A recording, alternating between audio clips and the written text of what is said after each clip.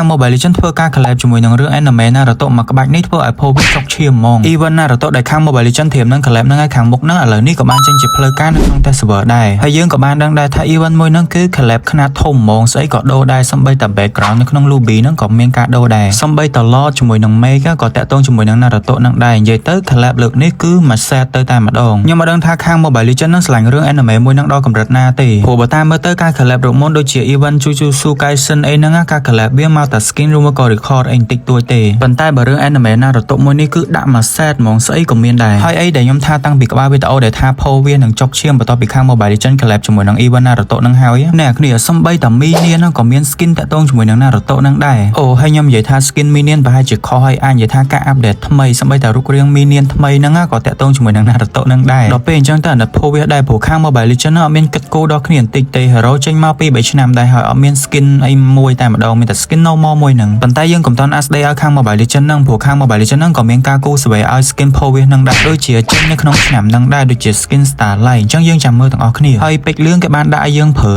តាំងពីម្សិលមិញម៉ោង3មកម៉េះអញ្ចឹងអ្នកដែលអត់ទាន់មានពេជ្រខៀវអីអាចដាក់បានមិនចាំបាច់ដល់តែ200 300 diamond អីបានដាក់បានទេតែ10 diamond 500ខ្មែរអីហ្នឹងក៏ដាក់បានដែរអញ្ចឹងអ្នកដែលគាត់មានកង់អីអាចទៅដាក់នៅក្នុង website ដែលខ្លួនឯងក៏បានដែរឬមួយក៏អត់ចេះដាក់ទេឆាតចូល page ឲ្យគេដាក់ឲ្យក៏បានដែរបើសិនជាគាត់មានកង់ទេអាចពឹងអ្នកដែលមានកង់ឲ្យគេបាញ់មកបានព្រោះដោយសារតែ500ខ្មែរ10 20 សេនហ្នឹងវាពិបាកវេតាមវិញមែនតើជឿខ្ញុំទៅមិនបាច់តែសុំពេជ្រសុំអីគេទេដាក់តែ20 សេនអីហ្នឹងបានdiamondយកទៅប្រើបាត់ហើយ